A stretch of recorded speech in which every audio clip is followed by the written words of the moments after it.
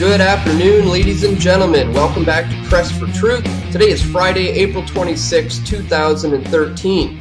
And things are spiraling out of control here in Canada, folks. It's getting quite ridiculous. The House has just passed the controversial bill S-7. This passed in the House in a vote of 183 to 93.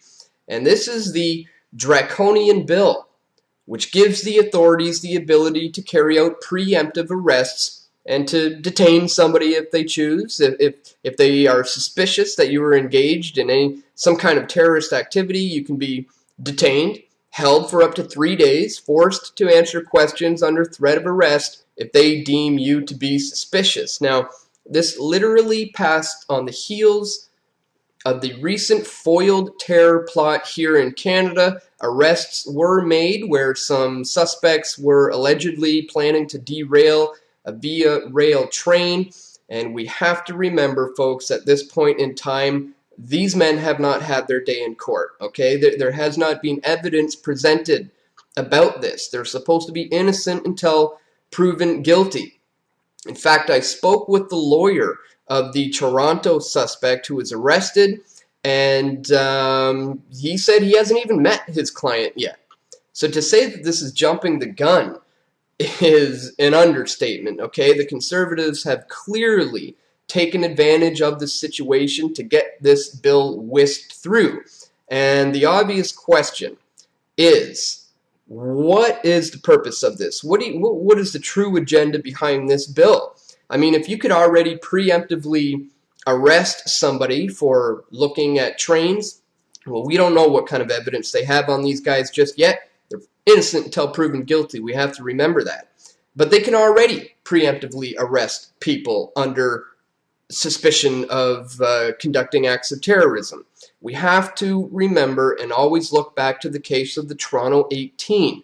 And the reason why that is so important to understand is because of the fact that these boys were set up by a CSIS informant, okay? They were infiltrated. A CSIS informant coerced these young men, even took them out to a training facility to have them do target practice with paint guns. So the CSIS informant had shaped and molded and coerced and entrapped these young men to the point where the government could step in and say, look, we have foiled another terror plot here in Canada. We're making you safe by stopping this from happening. Meanwhile, they're the ones who set this whole thing up from the beginning. These young men were molded and coerced into this position where the authorities eventually stepped in and put a stop to it. And of course, a great deal of these kids were completely innocent of any kind of crime. And that was briefly mentioned in the back of newspapers, but at that point, you know, it's already been instilled into the minds of the masses that there is a threat of terrorism here in Canada. So it's all about instilling the fear into the minds of the Canadian people. So we have to wonder, what is this all about now, here in 2013, on the heels of these foiled terror plots? Well, I'll point you to a CBC article that outlines some of the troubling provisions within this bill. I'll put a link to this into the description so you can check it out for yourself. But here, one of the main issues I have with this is the investigative hearings provision. It says here, an individual can be forced to appear at a secret hearing without any charges being laid if the authorities believe that he or she has knowledge of a terrorist activity. The individual must appear and answer questions or risk being jailed for up to 12 months. Once again, I want to reiterate, without charges being laid. Now, the other provision in this bill, which is also very, very troubling, is the preventive detentions. It says here, an individual can be held for up to 3 days on suspicion of being involved with terrorism. Upon release, he or she can be ordered to uphold probation-like conditions, such as not contacting certain people for up to 12 months without ever having been charged with any kind of offense.